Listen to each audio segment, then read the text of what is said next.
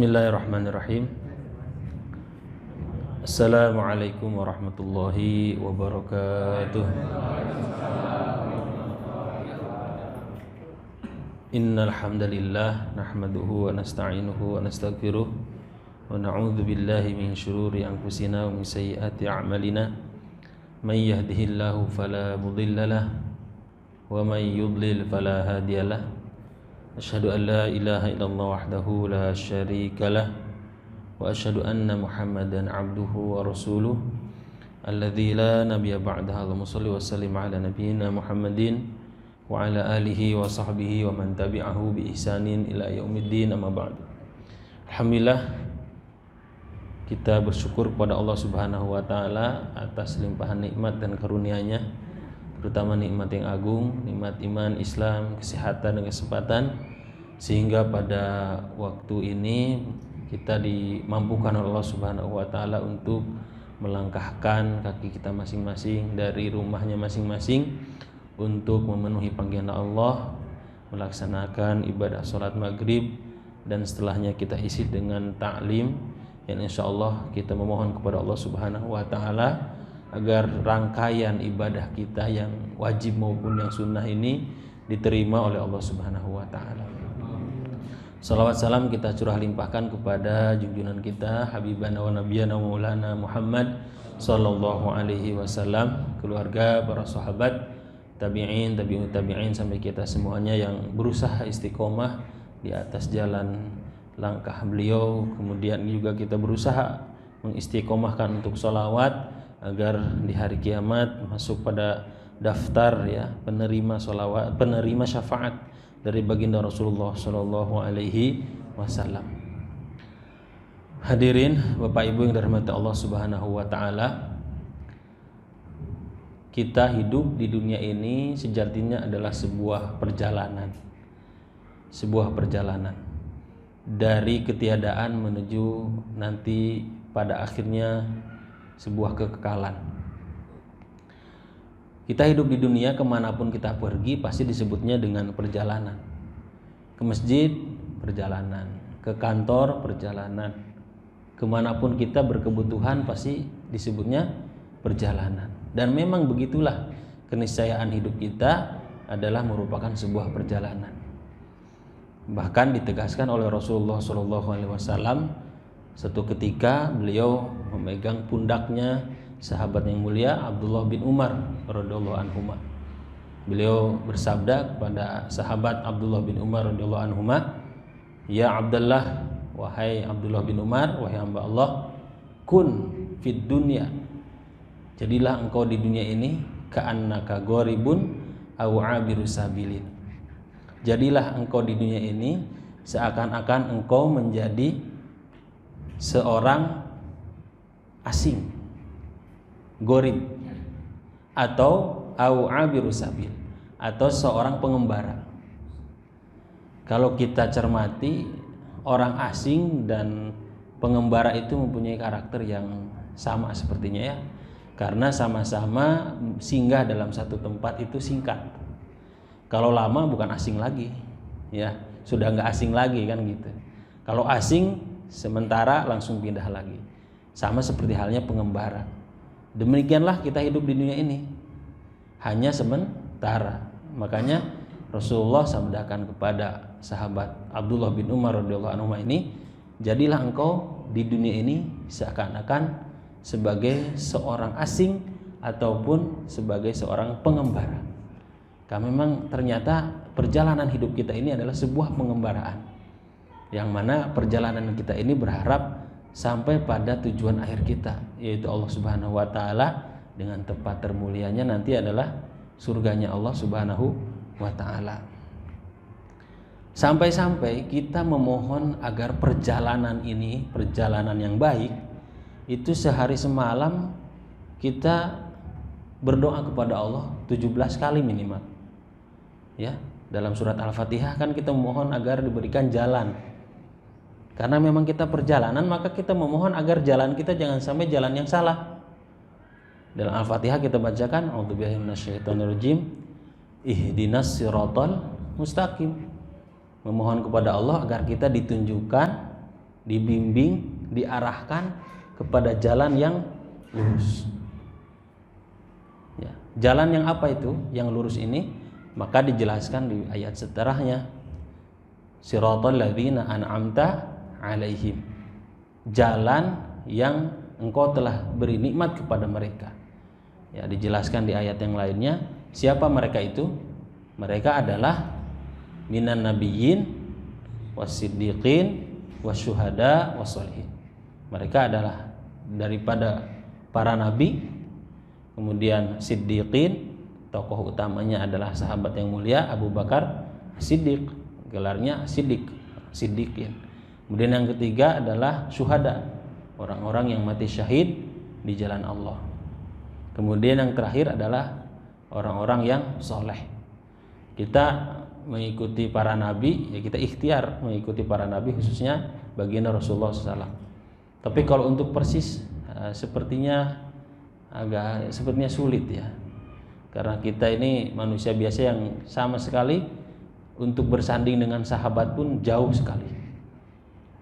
Untuk nilai infak yang digambarkan oleh Rasulullah, sahabat itu ketika ada yang mengolok-olok sahabat beliau, kalau tidak salah Ibnu Abbas, yang perawakan beliau dikatakan agak kecil, kemudian sedang memanjat pohon, agak ditertawakan oleh sahabat yang lain.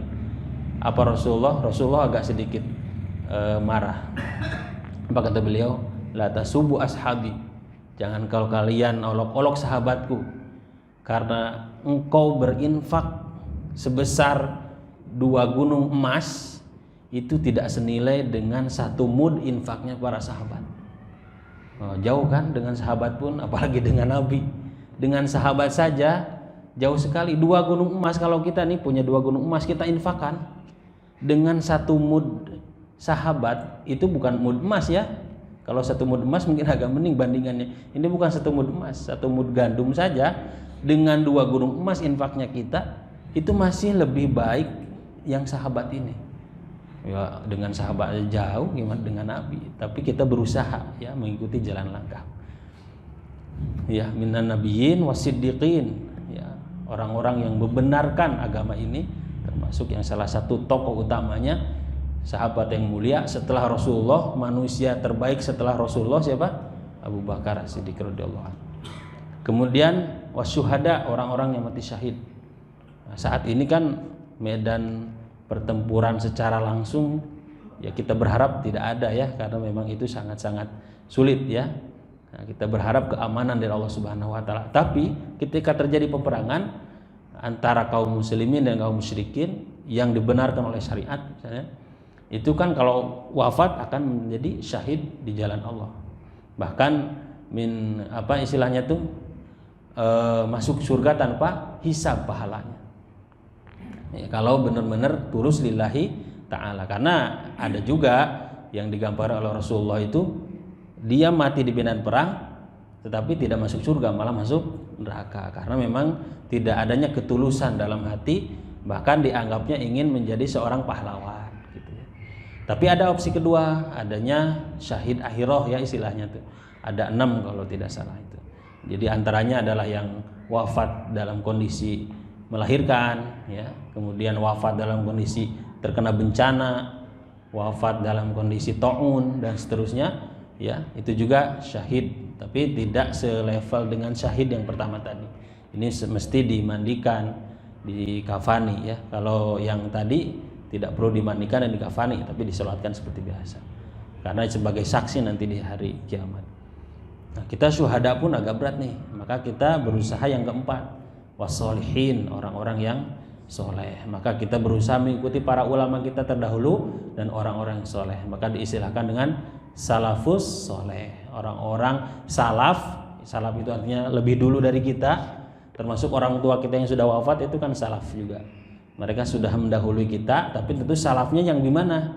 Salafnya yang soleh, yang perlu kita ikuti jejak langkahnya, sebagaimana jejak langkah para nabi, jejak langkah para siddiqin, jejak langkah para syuhada, jejak langkah para solihin, dan kita ikuti.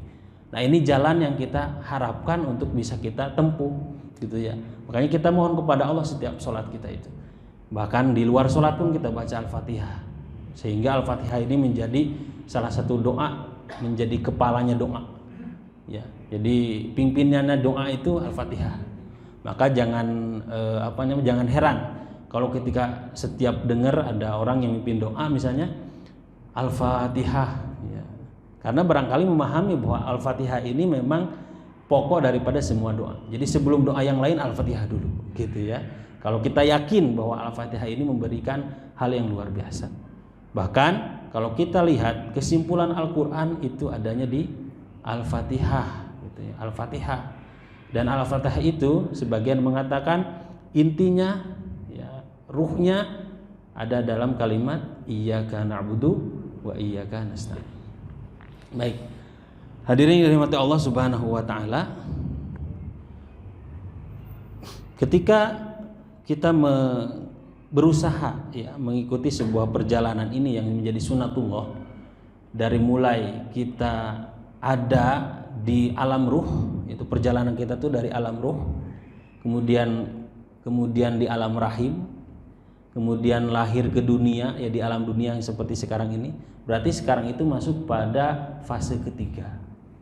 Setelah fase kita lalui di alam ruh dan alam rahim, gitu ya.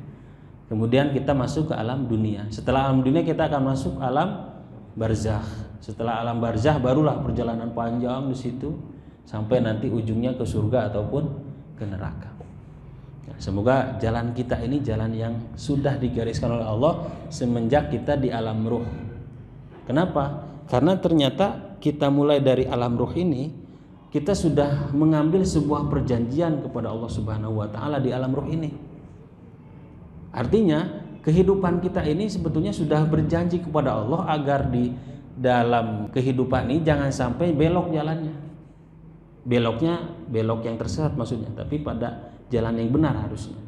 Dalam Quran surat Al-A'raf ayat 172 Allah Subhanahu wa taala berfirman, a'udzubillahi minasyaitonirrajim. Wa id akhadha rabbuka min bani adama min zuhurihim dzurriyyatahum wa asyhadahum ala anfusihim alastu bi rabbikum qalu bala syahidna an taqulu yaumal qiyamati inna kunna an hadza ghafilin. Dan ingatlah ketika Tuhanmu mengeluarkan dari sulbi tulang belakang anak cucu Adam keturunan mereka. Ya. Jadi ini juga menjadi salah satu dalil menguatkan bahwa medis itu tidak tidak bertolak belakang dengan Al-Qur'an. Ya, jadi ilmu pengetahuan yang ada sekarang ini kita yakini tidak akan mungkin bertentangan dengan Al-Qur'an. Kalau ada yang bertentangan, yang salah bukan Qur'annya, tapi yang salah keilmuannya. Berarti belum sampai. Nah, di sini dikatakan bahwa ternyata sumber daripada kehidupan itu berawal daripada tulang sulbi anak Adam yang kemudian nanti mengalir menjadi sebuah cairan yang disebut dengan sperma, ya gitu ya. Kemudian makanya kalau ada yang berzina, mohon maaf, kalau berzina itu kalau yang zinahnya zina kalau sebelum nikah tuh guer muhson ya, sebelum nikah dia berzina maka dia dicambuk. Nah, dicambuknya itu di bagian belakang, di antara panggul dan punggung. Nah, ya. Nah, di situ kemungkinan besar dia bisa mandul. Karena di situ sumber saluran sperma di situ. Jadi kalau dia dicambuk karena melakukan zina, itu salah satu akibatnya setelah dicambuk kalau masih hidup gitu ya, maka dia kemungkinan besar bisa mandul gitu. Salah satu efek ya agar efek jerak itu ya di situ. Baik. Dan Allah mengambil kesaksian ya terhadap ruh-ruhnya itu, ruh mereka, kemudian berfirman, alastu bi rabbikum, bukankah aku ini Tuhanmu? Maka ruh itu ya kita pada masa itu ya di alam ruh itu menjawab, qalu bala syahidna. Ya betul, kami bersaksi bahwa engkau adalah Tuhan kami. Jadi kalau lahir ternyata tidak mengakui Allah sebagai Tuhannya, berarti dia sudah keluar dari jalan yang sudah tentunya dia sebelumnya sudah diperjanjikan dengan Allah Subhanahu wa taala. Makanya kalau ada yang lahir kemudian dia melenceng kepada agama yang lain, dia harus bersyahadat. Betul ya? Harus bersyahadat karena dia telah keluar dari jalan yang benar. Coba kalau lahirnya itu dia tidak pernah, ada nggak syahadat bagi orang-orang yang lahir walaupun dia lahirnya dari rahim non muslim, ketika dia hidup dalam kondisi keislaman, apa perlu syahadat nggak? Nggak perlu. Lahir di perut non muslim gitu ya, bukan muslimah berarti kalau bukan non muslimah. Kalau non muslim kemudian non muslim melahirkan anak, kemudian anak itu diurus mungkin misalnya oleh keluarga muslim sehingga dia mengikuti tata cara kehidupan muslim, beribadah, baca Quran, belajar ngaji dan seterusnya. Perlu syahadat nggak? Perlu syahadat nggak? Nggak perlu. Nggak perlu syahadat. Karena sudah dari garis ruhnya pun dia sudah ada Islam di situ. Bahkan kalau kita kuatkan dari ayat lain, surat Rum ayat 30. A'udzubillahi minasyaitonirrajim. Fa'akim wajhaka lid-dini hanifa. Maka hadapkanlah wajahmu dengan lurus kepada agama Islam. Fitratallahi allati fataran nasa 'alaiha. Sesuai fitrah Allah, disebabkan dia telah menciptakan manusia menurut fitrah itu.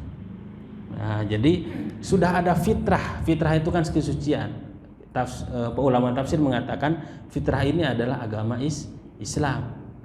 Jadi dari alam roh kita sudah mengambil perjanjian Islam itu agama kita. Ya, kemudian ditegaskan lagi dalam surat Ar-Rum ini bahwa din hanifa, agama yang lurus ini ya Islam itu. Dengan fitrah kita sebagai manusia yang berketuhanan. Coba kita perhatikan orang ateis saja, pasti dia sesekali meminta pertolongan itu. Nggak tahu kepada siapa dia minta pertolongan itu. Tapi dia nggak nganggap nggak ada Tuhan. Tapi sesekali dia semoga ke siapa? Ya, coba masuk akal gitu. Kan orang ateis itu nggak nganggap nggak ada Tuhan ya. Nggak ada sesuatu yang memberikan kekuatan kecuali dia bisa berusaha sendiri dan seterusnya. Orang ateis itu nggak bertuhan. Tapi kalau kita dengarkan kan semoga kita sukses, semoga buat siapa? Kalau kita yang bertuhan, Allah Tuhan kita, semoganya jelas kepada Allah. Ya betul ya. Semoga kita diberikan rezeki yang melimpah, semoga amal ibadah kita diterima, semoga keluarga kita sakinah, mawaddah, warahmah. Jelas Allah Tuhan kita. Tempat bergantung kita Allahus Samad gitu ya. Kita bergantung, bersandar kepadanya semuanya, seluruh makhluk kepada Allah Subhanahu wa taala. Kalau orang ateis kepada siapa? Tapi memang fitrah manusia itu fitrah bertuhan. Fitrah bertuhan. Bahkan sampai dilakukan penelitian oleh Dana Johar dan Ian Marshall namanya. Kemudian disebut dengan kecerdasan spiritual katanya ya. Kalau kita ya kecerdasan spiritual udah yakin pasti hubungannya antara kita dengan Allah. Karena mereka bukan agama Islam, jadi kecerdasan spiritual mereka masih belum nyampe gitu ya. Hanya sekedar membuat sebuah penelitian bahwa dalam bagian otak kita tuh ada titik Tuhan dikatakannya, God spot katanya. Ketika dibacakan kalimat-kalimat ketuhanan itu dia menyala. Ia menyala itu. Ya, secara ilmiah itu dibuktikan seperti itu. Nah, di sini menunjukkan bahwa manusia ini punya naluri dan karakter yang sudah ada dibawa sejak lahir sebagai manusia yang fitrahnya adalah berketuhanan. Jadi kalau ada orang yang tidak bertuhan itu keluar dari fitrahnya itu. Gitu ya, keluar dari fitrahnya. Fitrah kita sebagai manusia berketuhanan. Dan Tuhan yang benar tentu la ilaha illallah bagi kita seorang muslim, dan bagi non muslim semoga Allah panggil, Allah berikan hidayah mereka agar tahu Tuhan yang benar adalah Allah Subhanahu wa taala. Nah, kemudian yang merubah mereka itu kenapa bisa pindah kepada selain daripada jalan yang sesungguhnya? Ya, kita tahu sendiri bagaimana lingkungan itu mempengaruhi ya. Gitu. Orang tua yang paling pertama. Jadi kullu mauludin yuladu 'alal fitrah. Yang lahir ke bumi ini sebagai manusia itu lahir dalam keadaan fitrah. Tadi dikatakan ya, dini hanifa fitrah. Jadi agama yang lurus ini adalah fitrah. Nah, kita lahir dulu dalam keadaan fitrah juga. Artinya fitrah dalam kondisi sudah dalam adanya keimanan yang melekat pada diri kita. Jadi nggak mungkin harus syahadat lagi. Karena sudah ada fitrah Islamnya, sudah ada gitu ya. Mau lahir dari rahim mohon maaf Hindu, Kristen, Konghucu dan lainnya, nggak perlu syahadat, kecuali kalau dia sudah melakukan ritual lain. Misalkan mohon maaf kalau Nasrani dibaptis ya, setelah dibaptis artinya kan dia sudah menentukan jalan yang lain. Makanya ketika ingin masuk ke agama Islam harus bersyahadat, harus mengakui, menegaskan bahwa Allah Tuhan kita gitu ya. Asyhadu alla ilaha illallah wa asyhadu anna Muhammadar Rasulullah gitu ya. Jadi fa abawahu yuhawidanihi wa yunasiranihi wa yumajisanihi. Jadi kedua orang tuanya lah yang memberikan dampak besar dalam perubahan keturunannya itu. Ya, maka di sini juga menjadi hal-hal yang paling luar biasa bagi para pemuda khususnya yang belum menikah, agar mencari pasangan yang betul-betul ingin mendapatkan keturunan yang soleh gitu ya. Bukan hanya sekedar Rabbana hablana min azwajina wa dzurriyyatina qurrata a'yun waj'alna lil muttaqina imama atau Rabbi habli minas solihin, tapi ikhtiarnya pun mencari pasangan yang terbaik gitu ya, agar lahir dari rahim-rahimnya itu keturunan yang terbaik, agar jangan sampai fitrahnya ini melenceng ya, agar fitrahnya ini kita jaga, fitrah keislaman ini. Hadirin yang dirahmati Allah Subhanahu wa taala, ya, itu alam. Pada awalnya kita alam ruh tadi ya, sudah masuk pada alam proses kelahiran. Sebelum lahir, alam selanjutnya adalah alam rahim. Perjalanannya setelah ruh, kemudian alam rahim.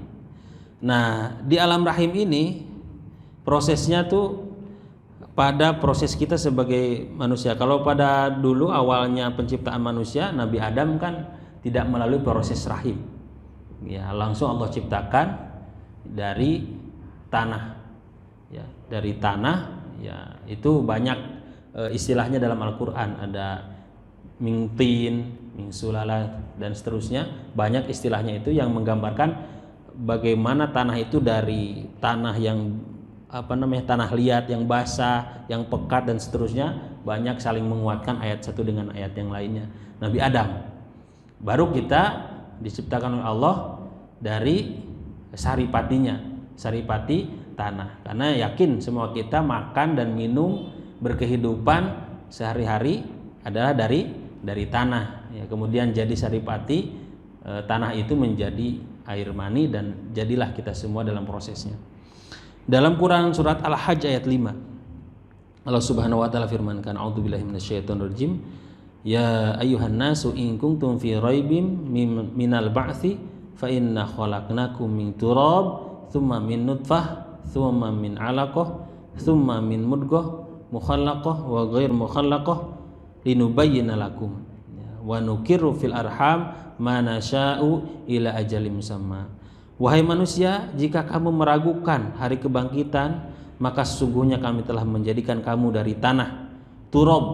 Ya, turab ini di sini diterjemahkannya tanah, tapi kalau dimaknai secara bahasa maka turab ini lebih kepada debu yang agak berdebu gitu ya, berair gitu, turab basah gitu ya. Baik. Kemudian dari setetes mani, kemudian dari segumpal darah atau sesuatu yang menempel, alaqah, kemudian dari segumpal daging yang sempurna. Kejadiannya ada juga yang tidak sempurna, agar kami jelaskan kepada kamu. Ya, kami tetapkan dalam rahim menurut kehendak kami sampai waktu yang sudah ditentukan.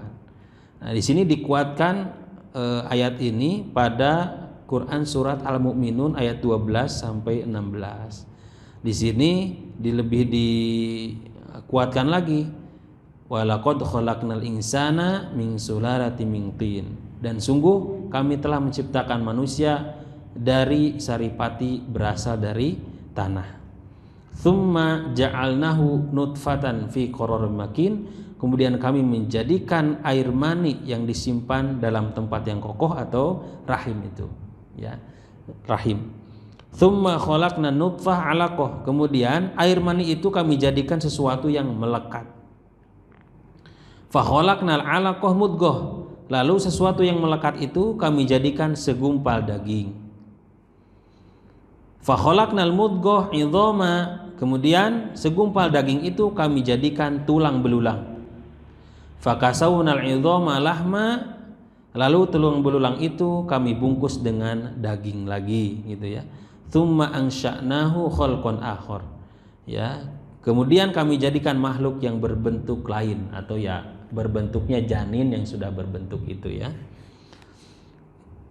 Maha suci Allah pencipta yang paling baik. Ya, fatabarakallahu ahsanul khaliqin gitu ya. Ini proses penciptaan manusia. Sebetulnya kalau kita cermati ayat ini luar biasa. Ini kalau dilihat dari sisi medis itu masya Allah. Ini wahyu Allah ini. Pengetahuan ini, ilmu pengetahuan yang ditemukan justru ratusan tahun barangkali setelah Rasulullah wafat ya. Tapi Rasulullah pada masa itu belum paham ilmu tentang medis itu. Ya, Rasulullah pada saat itu alat-alat medis belum ada untuk misalkan USG lah, ya saudara ini gitu, belum ada. Tapi sudah diketahui bagaimana proses penciptaan manusia dalam rahim, dari mulai nutfah berubah jadi alaqah, berubah jadi mudghah, adanya tulang di situ dibungkus dengan daging dan seterusnya sampai berbentuk janin dan lahir sebagai manusia yang sempurna. Laqad khalaqnal insana fi ahsani taqwim. Sudah diketahui itu pada masa itu. Kalau bukan wahyu, nggak mungkin itu. Ya, itu saja sudah kita menguatkan keyakinan kita bahwa Al-Quran ini wahyu Allah yang diturunkan kepada baginda Rasulullah SAW melalui malaikat Jibril ya, kepada beliau diturunkannya ala qalbi Muhammad SAW. Ya, ini meyakinkan kita bahwa ilmu pengetahuan tidak akan mungkin bertentangan dengan Al-Quran. Ya, sekali lagi ditegaskan, kalaupun bertentangan, bukan Al-Qurannya yang salah, tapi pengetahuannya yang belum sampai. Contohnya pengetahuannya nggak nyampe itu apa? Teori-teori Darwin misalkan yang sudah kita pahami semuanya bahwa manusia ini berasal dari proses evolusi dari primata gitu ya. Dari primata. Kalau kata apa? Kera gitu ya. Dari kera, siapa yang ridho di sini? Nggak ada yang ridho kita. Masa dari kera gitu ya.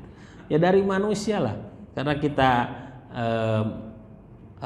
makhluk Allah yang beriman kepada Allah, kita yakin daripada Al-Quran bahwa manusia pertama itu Nabi Adam. Dan ternyata bukan daripada Al-Quran sendiri yang membantah. Kalau Al-Quran udah jelas lah, jauh dari hal itu, sangat-sangat jauh. Dari ilmuwan lain saja banyak yang membantah teori evolusi ini. Karena kan evolusi mengatakan bahwa setiap proses evolusi itu ada perubahan-perubahan. Sejatinya ternyata diteliti ular itu dari zaman dulu sampai sekarang begitu aja tuh. Ya, ular dari dulu sampai sekarang begitu aja, nggak berubah-berubah. Artinya berarti sederhananya ya teori evolusi ini sangat jauh sekali dari fakta-fakta yang terjadi. Jadi argumennya memang dikemas sehingga terkesan baik, padahal isinya jauh dari kebenaran gitu ya. Misalnya itu. Dan inilah Al-Quran, Masya Allah, kita bersyukur kepada Allah. Allah lahirkan kita dalam lahir rahim orang tua kita yang beriman, ataupun yang beriman telah menemukan jalan hidayah. Kita bersyukur bahwa kita berada pada jalan yang benar. Wahyu Allah ini luar biasa. Bahkan banyak yang masuk Islam dengan kondisi-kondisi yang meyakini ilmu pengetahuan itu sangat sinkron dengan Al-Quran. Masya Allah. Ya, misalkan teori-teori teori Big Bang ya, yang teori pembentukan alam semesta itu bahwa alam semesta itu terbentuk dari ledakan gitu ya, ledakan besar. Ternyata di Quran itu isyarat ke sana tuh, walaupun Al-Quran tidak menyebutkan teori itu, tapi teori itulah yang lumayan mendekati gitu ya dengan Al-Quran itu. Jadi teori-teori yang lainnya pun ternyata dalam Al-Quran ada isyarat-isyarat ke sana. Karena memang Al-Quran ini ulama mengatakan kalau satu ayat saja didalami, dipahami, dibuat sebuah penjelasan itu bisa berjilid-jilid gitu ya. Bahkan kalau kita lihat dari iyyaka na'budu wa iyyaka nasta'in saja, Imam Ibnu Qayyim ya Al-Zawjiyah itu menulis kitab beliau Madarijus Salikin ya. Dari kalimat iyyaka na'budu wa iyyaka nasta'in itu sampai 2 jilid. Iyyaka na'budu wa iyyaka nasta'in, satu ayat itu.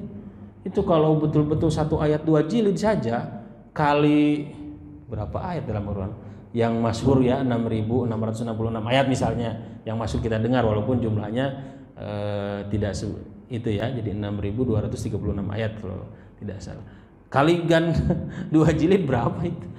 2 ayat gitu ya, Masya Allah. Tafsir saja yang singkat-singkat penjelasannya kan berjilid-jilid, Masya Allah. Inilah wahyu Allah, luar biasanya Al-Quran, dari berbagai sisi kita lihat, Masya Allah. Baik, berapa lama di dalam prosesnya itu? Maka dalam hadis dijelaskan di riwayat Imam Bukhari dan Muslim bahwa prosesnya ini perubahan antara sperma kemudian ke segumpal darah atau sesuatu yang melekat, ini prosesnya semuanya 40 hari ya. Inna ahadakum yajma'u khalqahu fi batni ummihi arba'ina yauman nutfah.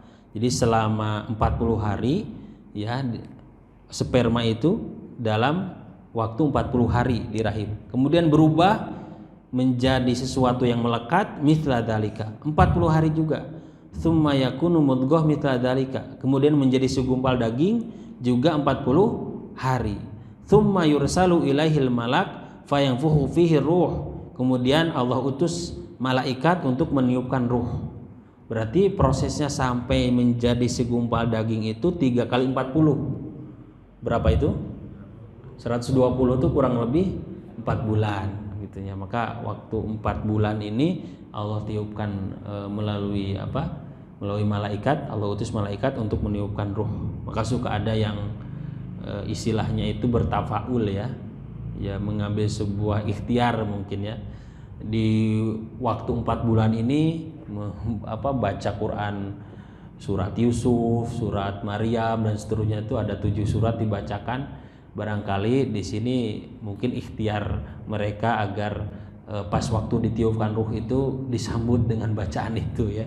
Wallahu alam alasannya apa, terlepas dari perdebatan boleh atau tidaknya itu silakan saja. Namun barangkali itu salah satu kenapa adanya 4 bulanan gitu ya.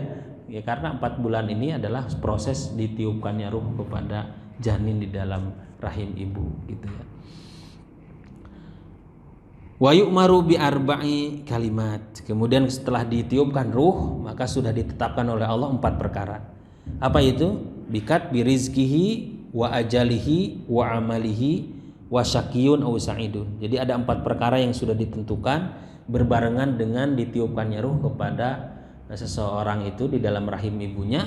4 perkara. Pertama rizkinya gitu ya. Rizkinya sudah ditentukan oleh Allah, banyak ataupun sedikit. Wa ajalihi, ajalnya gitu ya. Wa amalihi, amal perbuatannya. Syaqiyun aw sa'idun, dia akan menjadi celaka ataupun bahagia, sudah Allah tentukan. Nah, di sini walaupun sudah ditentukan oleh Allah, jangan sampai kita seperti kaum Jabariyah. Kalau tahun Jabariyah itu dia meniadakan ikhtiar ya.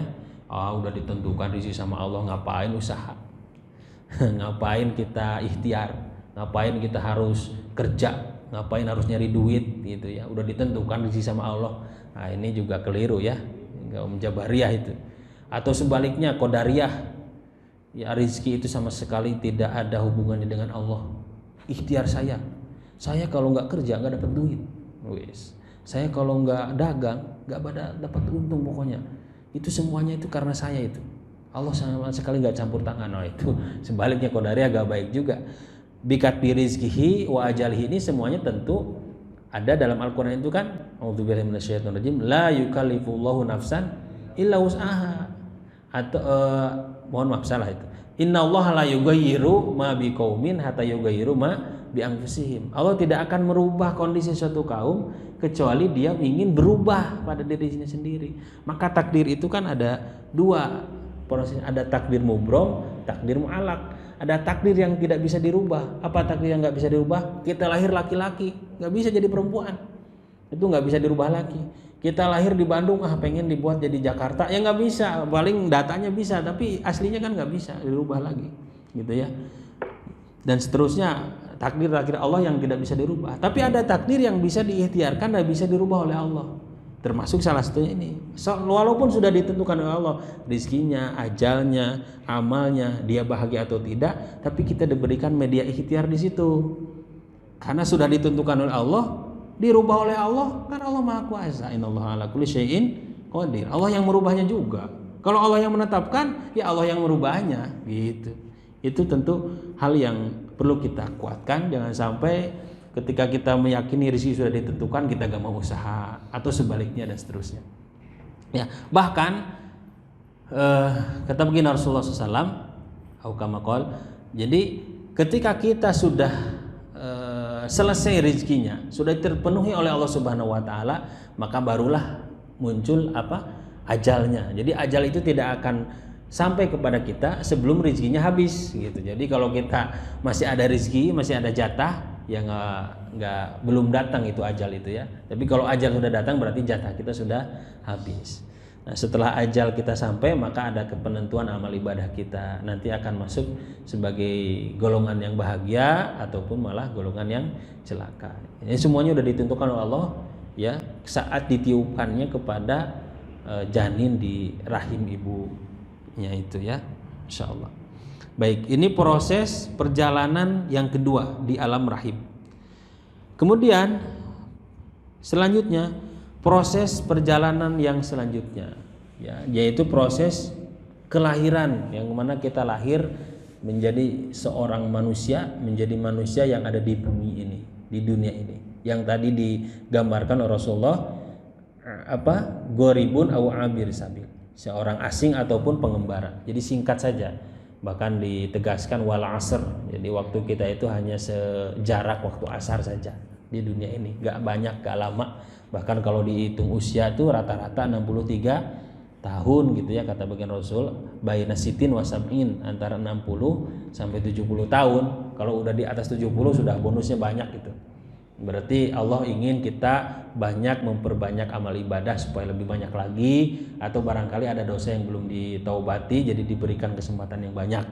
Adapun yang wafatnya lebih cepat, ya juga itu sebuah kebaikan, karena seorang muslim itu, seorang mukmin itu baik buruknya itu kebaikan. Ya, kalau dia dalam kondisi ditimpa musibah, dia juga baik ya, karena dia mampu bersabar. Kalau ditimpa sebuah kebaikan, dia akan bersyukur. Maka Rasulullah sabdakan, ajaban li amril mukmin. Takjub Rasulullah itu kepada urusan orang-orang yang beriman. Karena ketika ditimpa musibah dia bersabar, ketika ditimpa kebaikan dia bersyukur. Ya. Baik. Nah, ketika lahir, seseorang manusia itu lahir gak tahu apa-apa. Ya. Wallahu a'udzubillahi minasyaitonir rajim, surat An-Nahl ayat 78. Wallahu akhrajakum min butuni ummahatikum la ta'lamuna syai'a. Ya, dan Allah mengeluarkan kamu dari perut ibumu dalam keadaan tidak mengetahui sesuatu apapun. Ada yang lahirnya langsung tahu? Atau ingat waktu lahir gitu? Saya tahu lahir saya itu itu kalau tahu bahaya itu. Ya, bisa ya kurang baik lah ceritanya itu kalau misalkan pas lahir sudah tahu, atau misalkan pas lahir halo mama gitu, ada nggak ada, kecuali Nabi Isa ya, selain itu nggak ada gitu ya. Kita biasa lahir malah nangis kan gitu nangis. Jadi tidak tahu apa-apa, tapi Allah sudah kasih bekal untuk kita menjemput jalan yang tadi, yang sudah digariskan dari ruh rahim kemudian lahir tadi, sudah dikasih perlengkapan yang lengkap. Di antara perlengkapan itu disebut dengan modalitas. Modal dasar manusia untuk menjemput hidayah Allah, jalan yang lurus itu sudah ada pada diri kita. Di antaranya apa? Pertama adalah al-ghorizah, insting. Itu semua makhluk Allah ada insting ya, udah jelas ya. Kita dengan hewan pun sama-sama ada insting. Yang membedakan kan Ibnu Khaldun mengatakan itu manusia itu hayawan natik katanya. Jadi manusia itu bedanya karena manusia bisa bicara, hewan enggak gitu ya. Baik, yang pertama al-ghorizah. Apa buktinya? Ya kalau lahir kan dia nangis, itu sudah insting dia, nangis. Terus dia tahu untuk mencari sumber kehidupannya, mencari puting ibunya. Ya, apa dia dipelajari nggak tuh? Nggak, itu sudah ada insting, ada dorongan, ada drive di situ untuk berhidup, ya, menjalani kehidupan dunia, gitu ya. Ada insting di situ. Bahkan insting ada syahwat di situ, ada insting senang kepada hal-hal yang gemerlap dan seterusnya, itu ada insting di situ dan lebih condong pada nafsu sebetulnya, gitu ya. Kemudian selanjutnya ada disebut dengan indra atau al-hawas.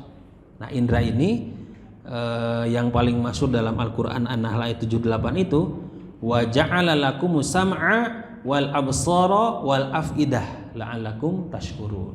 Apa itu?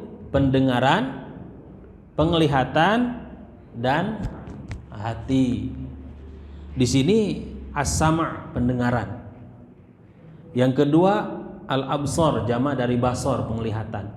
Ini penglihatannya luar dalam. Karena kalau penglihatan luar saja mungkin bahasanya tuh nazara yanzuru, melihatnya kan dari oleh mata kita nazara, maka kalau ada kacamata disebutnya minzor, alat melihat. Itu berarti melihatnya di luar saja.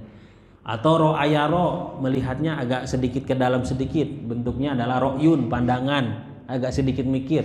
Tapi kalau absor, basoro, ini basiroh, maksudnya pandangannya luar dalam. Mata memandang, pikiran mencerna, hati menghayati. Bahwa ini semuanya dikembalikan kepada Allah, itu absor. Maka diistilahkannya dengan basiro. Pandangan hati yang kuat di situ. Kemudian wal afidah. Yang ketiga adalah al afidah, fuad. Titik terdalam dari kolbu. Ya, kolbun isinya yang paling dalam itu fuad. Ya, hati terdalam. Kalau hati di sini bukan hati bahasa kita ya. Kalau bahasa kita tuh hati itu jadinya apa? Liver ya. Liver. Tapi di sini dalam bahasa Arabnya kan kolbu. Kolbu itu kalau diterjemahkan malah jantung ya. Ya. Jadi kolb ya. Di situ. Nah, titik terdalamnya adalah fuad. Di situ perangkatnya sudah diberikan oleh Allah Subhanahu wa taala. Indra itu. Bahkan indra yang lain ya, sebutnya panca indra ya. Ada yang di sini sudah disebut, ada pendengaran, penglihatan, kemudian apa lagi? Perasa, peraba, apalagi satu lagi itu. Mencium ya, mencium bau. Dan ada panca indera yang lain seperti kinestetik ya, memberikan rangsangan pergerakan dan lainnya. Itu sudah Allah berikan bekal pas kita lahir. Ya, untuk apa? Untuk menjemput tadi, mencari jalan yang sudah ditentukan tadi. Ya, itulah. Ya, Masya Allah kita. Kemudian yang ketiga, Allah berikan modal setelah insting, indra. Yang ketiga adalah al-aql, kognisi, kecerdasan. Yang lahir ke dunia ini cerdas semua, kecuali sebagian saja yang Allah uji ya. Dengan pandangan zahir kita itu tidak cerdas misalkan ya. Orang yang lahir dalam kondisi berkekurangan tapi ternyata hafal Quran, itu pandangan zahir kita kan nggak cerdas ya. Tapi ternyata nggak begitu. Intinya yang dilahirkan oleh Allah Subhanahu wa taala ini cerdas semuanya. Al-aql, ya akal juga digunakan untuk menemukan jalan itu. Sehingga dalam Quran banyak itu untuk menuntut akal kita berpikir. Ya, la'alakum tatafakkarun, la'alakum taqilun. Ya, apakah kamu tidak berakal, tidak pikir, tidak memperhatikan ciptaan Allah dan seterusnya? Ya, bahkan dalam Al-Qur'an inna fi khalqis samawati wal ardi wa ikhtilafil laili wan nahar wal fulkil lati tajri fil bahri bima yanfa'un nas. Jadi kita disuruh memperhatikan di dalam Al-Qur'an itu ketika kapal bisa terapung di air itu disuruh mikir kok bisa gitu. Ya, jadi kalau kita mempergunakan akal itu Masya Allah, kita melihat siang dan malam bisa berganti dan seterusnya, muncullah para ilmuwan itu ya. Maka Al-Quran yang nyuruh sebetulnya ya, tapi yang menjalankan banyaknya orang di luar Islam ya, karena kita sudah yakin saja udahlah gitu ya. Begitu. Baik, kemudian yang terakhir, bekal atau modal yang sudah diberikan oleh Allah ketika kita lahir ini adalah al-qalb atau spiritual. Ya, kata di fitrah kita bertuhan, al-qalb ya, di situ Allah Subhanahu wa taala sudah memberikan pedoman-pedoman kita untuk menemukan Tuhan di situ. Jadi kalau orang tuanya sudah Islam, alhamdulillah kita sudah dibimbing untuk jalannya itu. Tapi kalau orang-orang yang lahir dalam kondisi di lingkungan yang bukan Islam, dia memang dituntut untuk berpikir banyak, modal-modal itu dipergunakan semaksimal mungkin agar menemukan jalannya yang salah tadi, kepada jalan yang shiratal mustaqim. Baik, barangkali itu yang bisa saya sampaikan. Perjalanan kita masih panjang ya, baru di dunia. Nah, di dunia ini juga harus kita ngikuti jalan besarnya. Jalan dalam bahasa Arab itu syariat, maka jadinya syariat. Ya, itu jalan besarnya itu. Kita ikuti syariat yang benar agar jangan sampai masuk ke jalan-jalan yang lain, sehingga prosesnya jalan ini tidak keluar dari jalurnya, sehingga semoga Allah Subhanahu wa taala tuntun kita dengan hidayahnya sampai pada akhirnya kita bisa masuk surga ya, dan mudah-mudahan zumaro ya, kita bersama-sama yang ada hadir di Masjid Al-Muttaqin ini bisa masuk surga bersama-sama. Amin ya Allah ya rabbal alamin. Demikian, mohon maaf atas segala kekurangan. Yang kurang datang dari kebodohan kami pribadi, kebodohan saya pribadi. Yang baik datang dari Allah Subhanahu wa taala. Tutup dengan doa kafaratul majelis. Subhanakallahumma wa bihamdika asyhadu an la ilaha illa anta astaghfiruka wa atubu ilaik. Wassalamualaikum warahmatullahi wabarakatuh.